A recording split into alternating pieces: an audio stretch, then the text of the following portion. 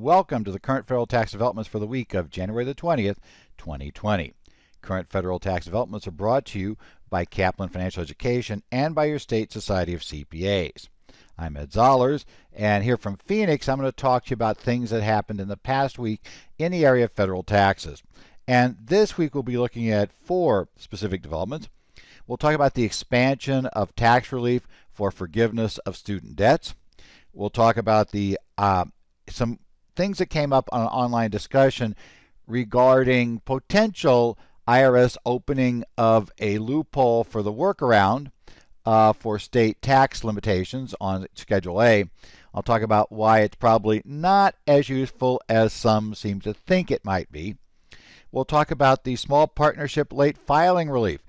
Did the repeal of TEFRA mean that the old exception we used to get through Revenue Procedure 8435, does that mean it's gone since it's referenced an old TEFRA provision? We'll talk about that. And we'll talk about a taxpayer who frankly got lucky, in essence, by having the tax court agree that they believe that probably they did timely mail their petition to the tax court. And we'll talk about first, what the court did, how they decided, and then secondly, why we might say the taxpayer got lucky and why this is a case that I would say you should never consider actually following in your standard planning. You know, when you're mailing things to the IRS, you do not want to say, oh, there's this case, we're covered. You rather want to only bring this case out if you're dealing with something that somebody else did, hopefully. So that you can try to recover from what's a bad situation. So we'll talk a bit about that. Now, coming up, I have a couple of broadcasts with Cal CPA. Again, we're doing the webinars again. These are the duals at 6 a.m. Pacific and 8 a.m. Pacific. On January the 27th, I'll be doing a rebroadcast. I'll be broadcasting a session that was originally put together. This one, I believe, is the one recorded in Hartford, Connecticut, or outside of Hartford, just outside of Hartford, at the Connecticut Society of CPA's offices, and this will be assisting the survivors of the decedent's estate, and we'll talk a bit about that, how that works. Also, on January the 15th, I will be doing, or I should say, wrong date there, unfortunately. I'll be coming up with depreciation, repairs, and fixed assets. That's later this month. Unfortunately, I know the 15th obviously is not the right date. That'll be coming up somewhere later in here. We'll be doing an update to talk about depreciation, repairs, and fixed assets. That's obviously a thing that's kind of interesting to some parties. So we'll talk a bit about how that works, how we'll deal with it, and essentially the issues that come up, including a little bit of discussion of where the heck do we stand on the retail glitch. Because again, the retail glitch is going to be one of those neat little things we have to worry about dealing with. So that DRFA, that'll actually be on Tuesday, January the 28th, is the proper date for that session. You can register for these at the Cal CPA website at calcpa.org. You also can register through a significant number of our sponsoring state societies of CPAs. They have a deal with Cal CPA to handle these courses. So if you can register, check with your state society first, because if you can get through there, then you're a member, you'll qualify for your discounts. Always useful to get that. Well, let's talk about our first development this week, and this development is IRS Revenue Procedure 2020-11. This was issued on the 15th of January, and this deals with relief for students who had various student loans forgiven under various programs. Now, you may remember that back a number of years ago, right, we had a Revenue Procedure 2018-39 that provided relief to taxpayers who had taken out private student loans to finance attendance at a school that was owned by either Corinthian College, CCI, or American Career Institute's ACI. And they had their loans discharged by the Department of Education under either the closed school or defense to repayment program. Now, the big hitch with this was, though, it only worked for students of those two institutions who had their debts discharged, or I should say from institutions owned by those two organizations, who had their debts discharged under those two specific programs, Department of Education. Now, essentially what the IRS discovered was there have been a whole bunch of other taxpayers who have had, let's say, students who've had similar problems. And so what the IRS decided was that we're going to expand this safe harbor relief. The IRS said, look, in most cases, students who had their loans discharged under either of these programs probably could qualify under various other provisions of the code to have excluded their cancellation of debt income from their Form 1040s. But the problem is, with the 1099-C out there, you're going to be going through this long CP 2000 discussion. You're going to have to document things on the return. There's going to be all kinds of hassle to do it. So they're saying, look, we just want to kind of ignore this. So we're going to get rid of the problem. So here's the catch. 3 groups now qualify for automatic relief. No longer does the relief have to be for a school owned or a school that was owned by CCI or ACI. Those are no longer the requirements. We can expand this to any school. So if you have a discharge for the closed school discharge process from Department of Education, regardless of who the owner of the school was, you're eligible to exclude the amount from income. Similarly, if you talk about the defense to repayment discharge process, if your debt was excluded under that program, then you're also able to, not have to pick up the income. And then they added a third category. If there is, and the way this is worded is kind of interesting. The actual wording says, a taxpayer whose private student loan is discharged based on a settlement of a legal cause of action resolving various allegations of unlawful business practices against schools or private lenders that made student loans to finance attendance at those schools. Now, that's interesting because while that is what the literal statement says, the paragraph above it describing this discharge talks specifically about the fact that the federal and state government agencies have brought legal causes of action. What's not totally clear is whether causes of action not brought by a state or local government will qualify under this program. The way I literally read the guidance, I think it should. Nothing in the actual relief sentence says anything about how the legal settlement has to have come about.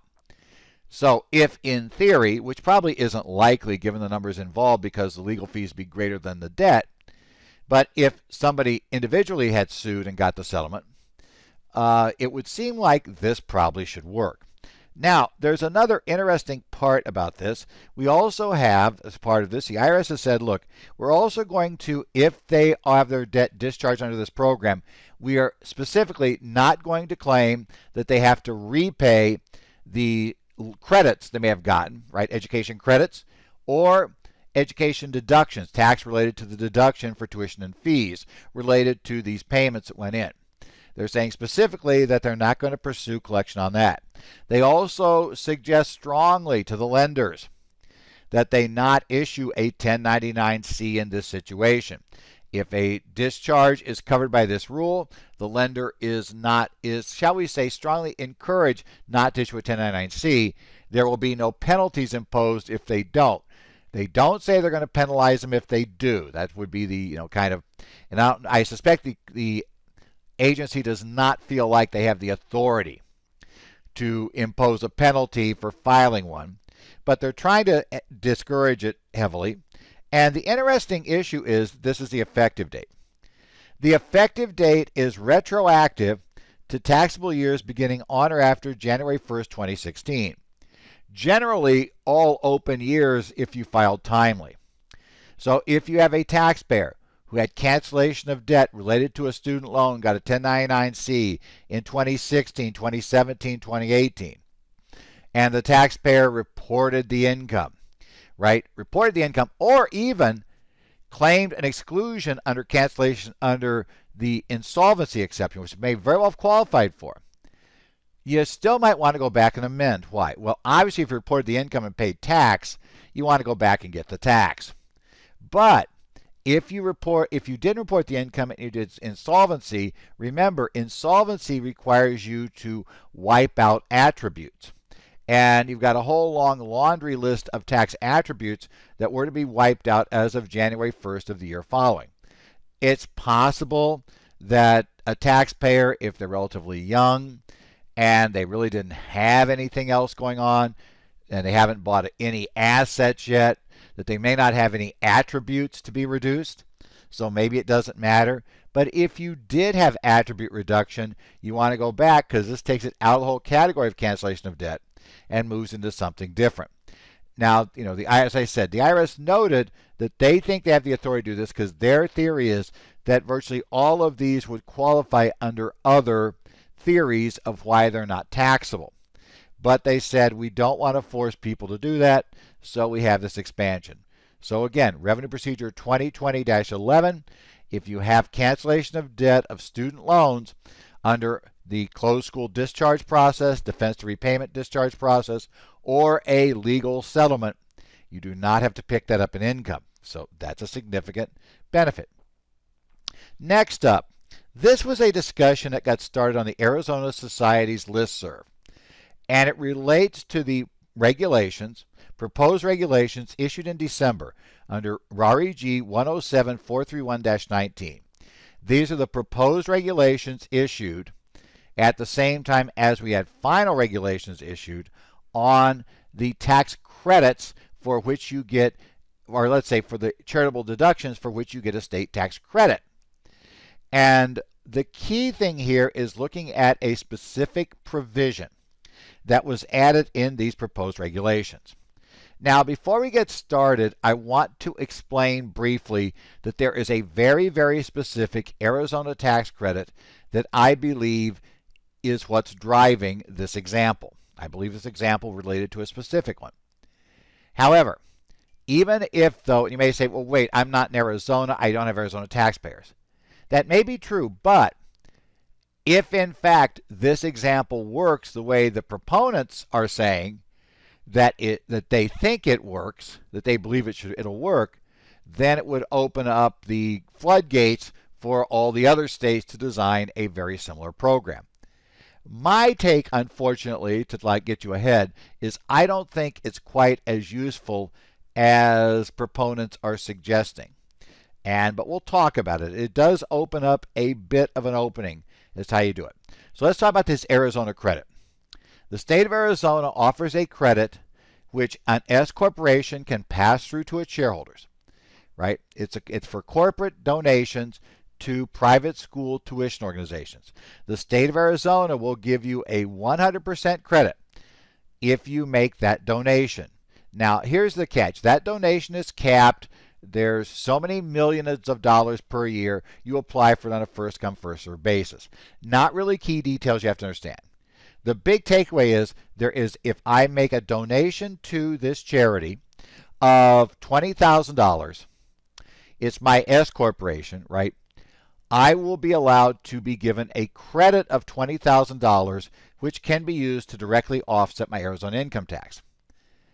Now, what the proponents would like to do is allow you to treat that $20,000 deduction as a, let's say, advertising, promotion, some sort of business expense deduction, which would come out on the K-1, reduce your income on Schedule E, and not require you to do any sort of reduction for the fact you're going to get that income tax credit. So while it doesn't get around the $10,000 limitation on Schedule A, what it does do is move what's effectively a $20,000 state tax deduction up above the line and on to Schedule E. Now, is that really what happened? And is this open for everybody? And is it open season for this? I don't think it's quite as good as might be suggested, so let's talk about it. We added a new proposed regulation 1.162-15. And regulation 1.162-15 is where we are going to find a discussion of this. And what this does, this is attempting to clarify the clarification that was unclarified by a revenue procedure issued by the IRS back when they issued the proposed regs, which we're now back to clarifying again in a new set of proposed regs. We've been back and forth on this issue. Shortly after the IRS issued the original set of proposed regs, the IRS on this issue, the Treasury Secretary came out and said, well, obviously, this doesn't change existing law if a business makes a charitable contribution or makes a payment to an organization as a charity, but it qualifies as a legitimate business expense. So he said, so it doesn't change existing law on that. Now that got everybody happy again, thinking, okay, this all works. But then we got late in the game a revenue procedure that came out, Revenue Procedure 2019-12, and what it did was talked about this trade or business expense item, but it said if you're a C Corp, we don't care what tax you get a credit for, you don't need to offset. But if you're an S Corp, the safe harbor where we're going to assume there is a business purpose only applies for non-income tax credits. Now, that suggested to most people, because it didn't explain any other way to make this work, that for income tax credits, we would have to take the offset, which means that that Arizona program would no longer work. And that was the interpretation that most advisors and frankly most of the charities kind of came to the assumption of. But there were discussions with the IRS. What happens now is they have added a new example 2 to the proposed regulations.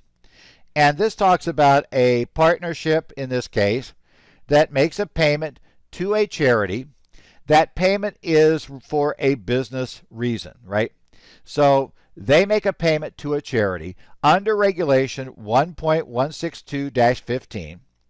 If the business finds there's an expectation of a financial return commensurate with the amount of the payment or transfer, that can qualify as a 162 deduction and not a charitable contribution. So this partnership makes a payment. It is to a charity, but they have concluded, they've done analysis, they've concluded that the additional sales they will receive, the additional income they'll receive net from the sales, from the positive customer feeling of discovering that they're involved with this charity, makes it a legitimate business expense. Now, in this case, they said, okay, they could deduct it. That was what the example said. But even if they get a credit, right? But then they go on, the last sentence. This result is unchanged if under state ends tax credit program, P expects to receive a $1,000 income tax credit on account of the payment, and under the state law, the credit can be passed through to the partners. Aside from being a partnership rather than an S Corp, this example is the Arizona program. It's 100% credit. It's income tax related. It is passed through under state law, right? I'm sure there may be a few others out there, but I doubt there are a huge number out there. So this is one that now is being promoted by some people in Arizona saying, aha, it's great. You can now make this contribution unlimited. And you could do this, it's fine. Deduct the tax, deduct the payment on Schedule E, basically on your K1, on page 1 of the K1. Deduct it as advertising expense, promotional expense, whatever it is, and then pass out the credit, and we're all great. Problem. If you read the next part of this proposed reg, they still duplicate the language of Revenue Procedure 2019-12. And it is still true that my S corporation, if I make a payment to a charity and we get a state tax credit in exchange for that, we assume that that's for business reasons unless the credit is for income taxes. Now remember, on a C Corp, the assumption applied for everything. But now with our pass-through entity, we don't make that assumption. So what do? We have to look back to the law. And in fact, the proposed regulations in the preamble, when it discusses 1.62-15, specifically cites us back to the Marquis case. And why is that important? Well, it's important because the Marquis case, therefore, is what we're told to look at, which tells us when we would meet this requirement. Now, those of you who are old-timers like me, and you've been in practice from back in the 80s, before the 86 Tax Act, when most of our closely held companies were C Corps, you remember we used to be really worked up because C corporations only can deduct charitable contributions if they exceed 10% of taxable income. To the extent they're less than 10% taxable income. And since these closely held C Corps almost never made much money, or if any, that 10% limit was a really, really big problem. you were better off with state income taxes, which had no limit, than the charity. So this is not really a great change if you're a C Corp. Part of the reason why the IRS doesn't care. But now with the S Corps, we're going to worry about this. But there was a series of cases back then. And interestingly enough, in the materials this week and on the website, if you go read the article, I cite you back to, I found a reference on the web to a tax advisor article from August of 1995. It's on the online source called the Free Library.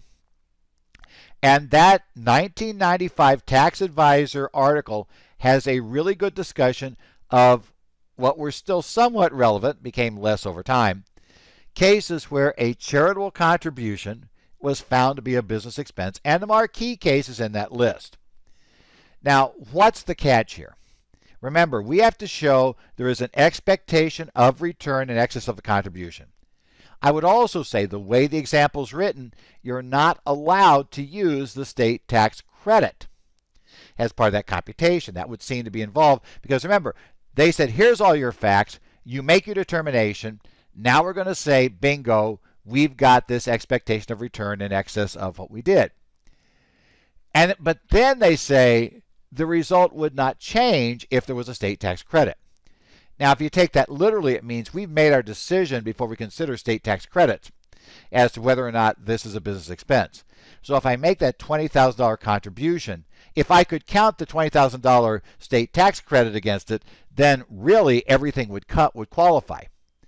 But now we're saying, no, maybe that's, I don't think that's the case. I don't think that's the proper read of this. I've got to show $20,000 of benefit, ignoring the state tax credit. In essence, the result should be the same regardless of which charity I give to. Now, here's where it becomes interesting. In the marquee case, the marquee case involved a woman who was a travel agent. Over half of her travel agency fees for her came from booking travel for various charities. Okay? She had a program. As you might guess, charities like to book with travel agents who make contributions.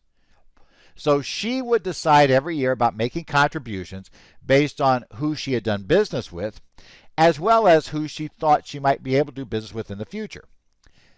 And how much she gave depended upon how much business she expected to get from that charity. So if your charity was only going to generate $100 of net income for her, you're not going to get a $20,000 contribution, right? She didn't expect to be significant. So she had this process of determining how to give. If a charity stopped using her, she wouldn't stop immediately because she's going to hope to get them back. But if they basically now went 2 years and didn't use her, she would drop them from the list.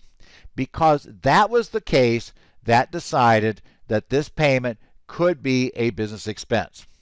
And you're going to find there are other cases in there you have to have clear demonstration of an expected business return. Unfortunately, that's not easy to do. My guess is just like we had back in 1981-82, a lot of these, when the case comes up, is going to be disallowed. And what I expect is going to happen here is that in these cases, people using it as a workaround are not just going to be doing $100, $200, minor amounts. They're going to be doing, like with the Arizona credit, $20,000, $30,000, $40,000. Because they have a large state tax liability. My guess is IRS will attack those. The other catch is the reg itself has nothing about this. The only thing it has is an example applying the regs. Now, they'll usually be held to that example, but again, there are issues. And so here's the catch. Is there a problem? Can this work? Well, I think theoretically it can work if you can clear that huge hurdle for 165 or for 162. My catch is we have heard comments, at least from what was related to me on the listserv, that there have been some proponents of the program suggesting that this just kind of solves the problem for everybody. I don't think it does for almost anybody. I think it's going to be a very rare case. If you are marquee, and let's say over half of your income comes from doing travel, we still have travel agencies? I guess we still have some. If you're a travel agency and over half of your income is from booking private school tuition organizations in Arizona, for travel, then yes, your contributions to those should work. You meet the marquee case. But I'm going to think that most clients don't meet the marquee case. They're going to be giving to an organization that frankly has little or no impact on their customer base. Their customer base won't really care if they're giving to it. And because of that, it's like, their major customers, Intel, buying some piece of, something they're selling to them that Intel uses in their process. Intel probably doesn't care. So it's going to be difficult to make this work. So while it's open, it's there. If it was actually as broad as suggested, then all the other states should come along, right? And all the workarounds are back on the table, and all of this work the IRS did on the regulations becomes moot. Because you can make the same argument that, oh, I'm putting money into New York's education fund. So we're supporting education in general. We're supporting healthcare in general. Look at all we do for the state. We're putting our money to that purpose, and we're going to advertise based on that. I think a similar argument is going to come in place. And if you say, wait, these are, controversial. Well, all of these credits tend to be a little bit controversial for various reasons. So, yeah, I think you've got to show a net gain. I think it's going to be very difficult to show it. And I think it's going to be somewhat suspicious that the only charity you think you get a benefit from are the ones that you can get a tax credit. And like in the Arizona case, if you don't win the lottery, that is, you don't get chosen, you don't make the contribution, well, kind of seems like there's not a real business reason for doing it, doesn't there? So that's going to be your big problem. Okay, couple of other things that cleared up. There was a really neat thing that came up late this week, which was the IRS clarified something, or at least a program technical advice may help us clarify something. This is Program Manager Technical Advice 2020-01, issued on January the 15th. We have, many of you remember, Revenue Procedure 8435 in small partnerships. What is that? Well, the partnership failed to file a tax return. If we could show that we meet certain criteria, that we had 10 or fewer partners, right? They reported their information on the return, right? They reported it properly. They've done all that. We reported, everything proper, and we ask IRS for relief from late filing penalties. Under 8435, we get it as long as we meet that criteria. But the interesting problem is Revenue Procedure 8435 specifically cross-references Internal Revenue Code section 6231A1B when it discusses what is a small partnership. 6231A1B was added by the Tax Equity and Fiscal Responsibility Act in 1982, otherwise known as TEFRA. This is inside the TEFRA partnership rules. In 2015, in the Bipartisan Budget Act, effective for tax years beginning in 2018, the TEFRA rules are removed from the law. And all we have now is the Bipartisan Budget Act rules, which no longer have this 10-partner, this 10-partner rule in place. The question that was asked in the Program Manager Technical Advice is, since that rule's not there anymore, realistically, does that mean this revenue procedure is no longer valid? And the IRS said, no, take a look. Chief Counsel's Office says, take a look. 6698 and this reference by Congress to give small partnerships relief predates TEFRA. The IRS had already issued Revenue Procedure 8111 initially to give relief under this small partnership exception. When the following year TEFRA was passed, the IRS decided, well, we got this definition in 8111, our definition of small partnership. We got this really, really similar definition in TEFRA. To eliminate confusion, we're going to issue a brand new Revenue Procedure 8435 that supersedes the old Revenue Procedure 8111, and we're simply going to swap in and borrow the definition in 6231A1B for small partnership. But note, that whole issue was passed in 1978, that Congress wanted small partnerships to have relief from the late filing penalties. Now, even though we've removed TEFRA, we didn't remove all that stuff. 6698 was not directly touched in this area. They're saying, look, they only use, so we can still continue to use that old TEFRA law for reference. So because of that, we can still use Revenue Procedure 8435. So what that means is if your client failed to file a partnership return last year, now you say, oh man, they're late.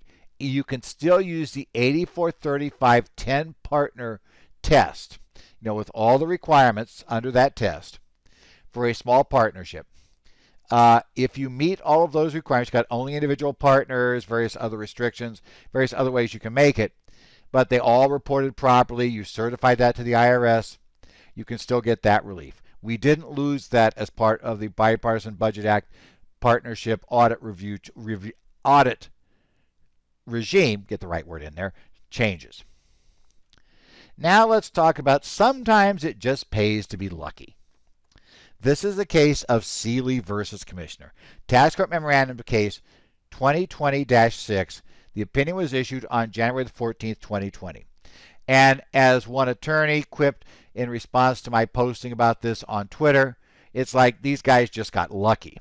And that's probably true. They really did. But lucky's fine. They get to go forward and hear their tax court case. They just had to spend a lot of time they didn't need to defending whether they had the right to go forward.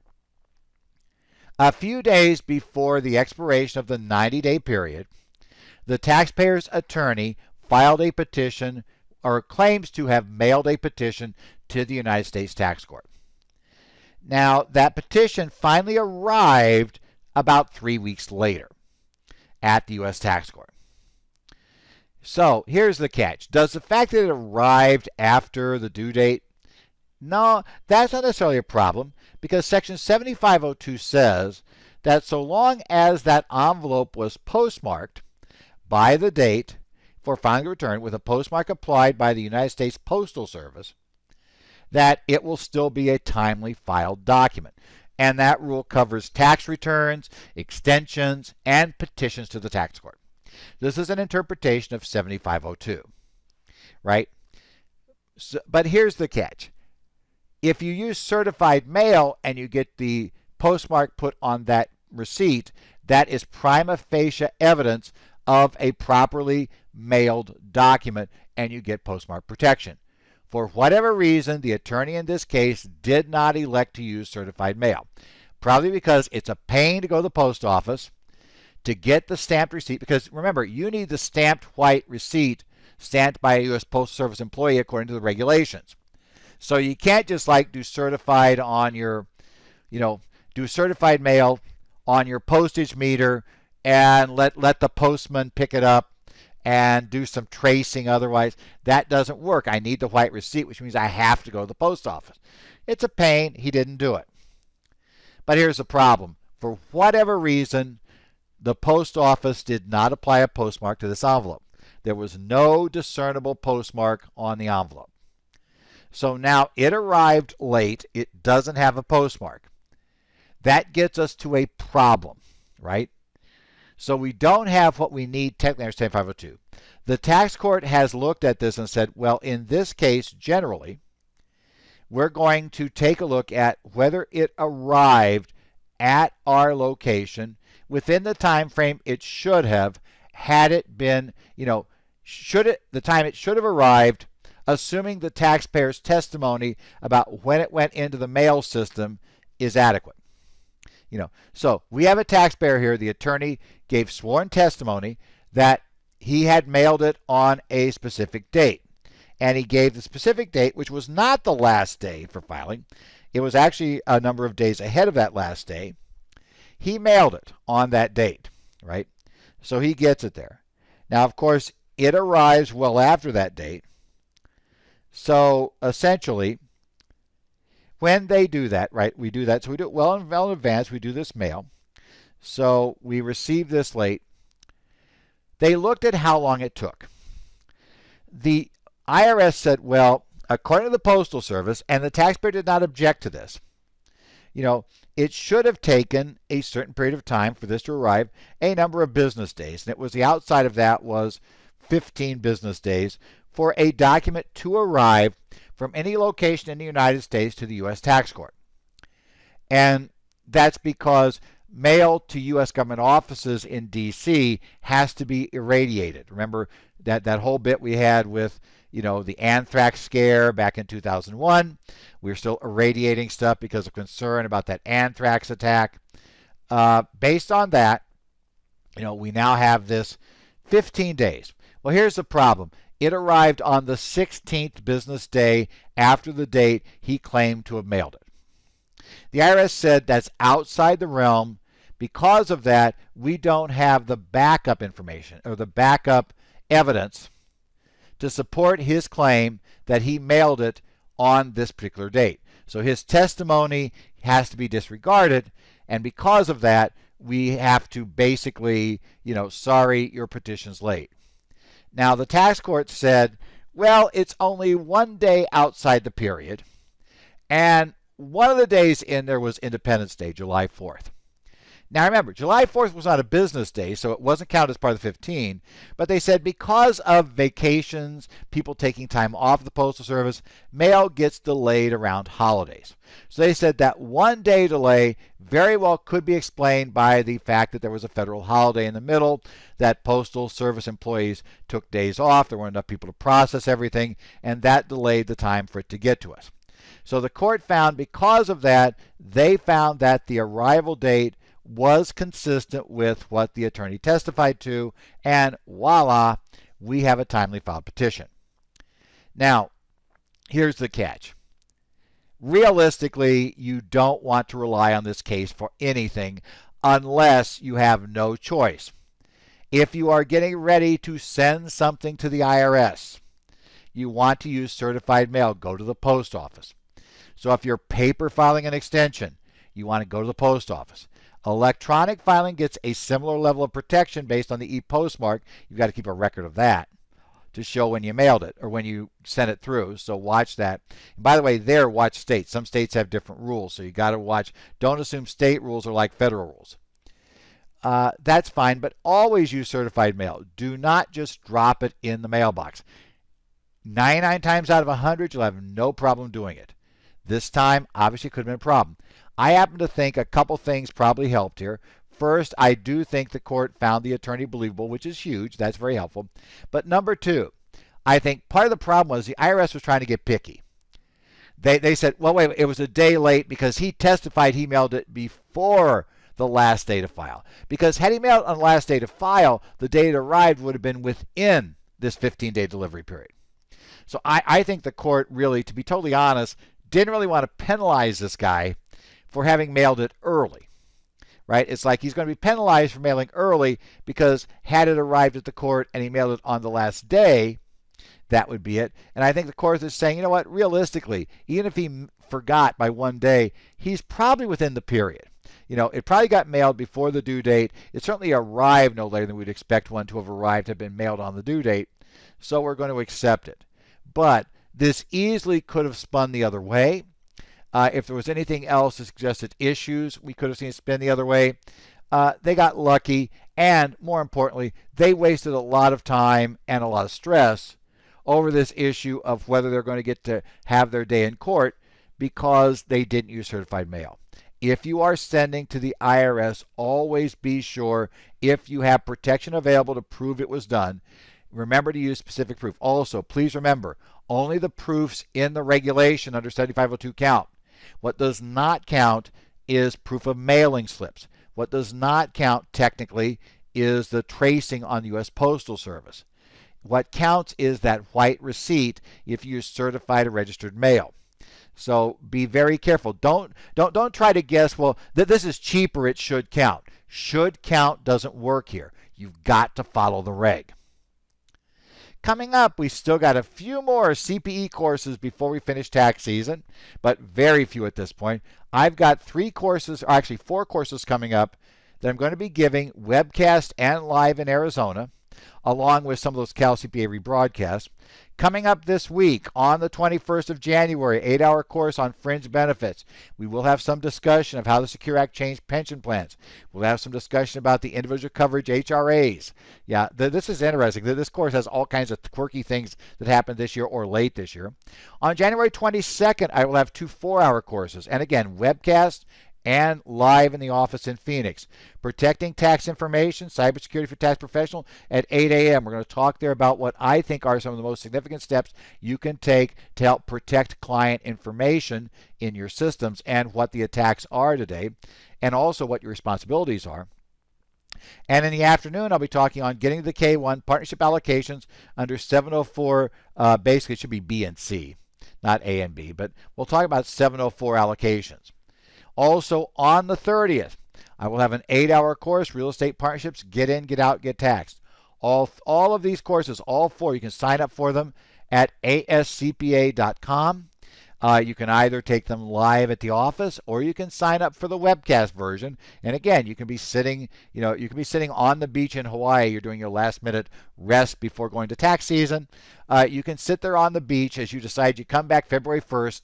You can take the course. So if you're interested, ascpa.com. You can sign up there. This has been the current federal tax developments for the week of January the 20th. 2020, not 2019. Remember, we're 1 week away from starting e-files for individuals, and so you can start submitting those on the 27th. If you want to follow me, you can send any questions and comments to me at edzars@currentfederaltaxdevelopments.com. Remember, you can follow us with our updates posted on our website, currentfederaltaxdevelopments.com.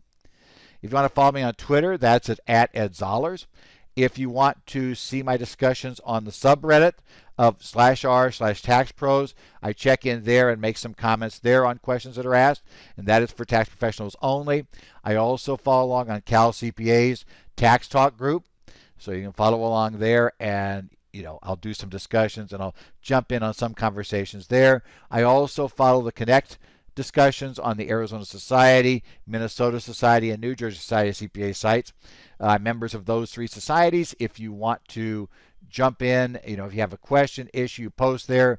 I try to follow along, but I think I can help. I'll try to answer in those areas. Otherwise, we are getting close. Remember, 1 week from now, you can actually submit individual returns, and you already can submit business returns. Don't know how many forms will be ready for us yet by that point, but we'll have something. So getting ready, have fun in tax season, and we'll keep our eyes open for what's happening. We're still waiting for those 163J regs, but unfortunately there's a meeting scheduled for the 21st, so my bet is we're still not going to have those, and I think there's really unlikely we'll have them by the end of the month. So we're still waiting on that. That's the big thing coming this tax season. But keep up. We'll talk with you about what's been happening here on current federal tax developments.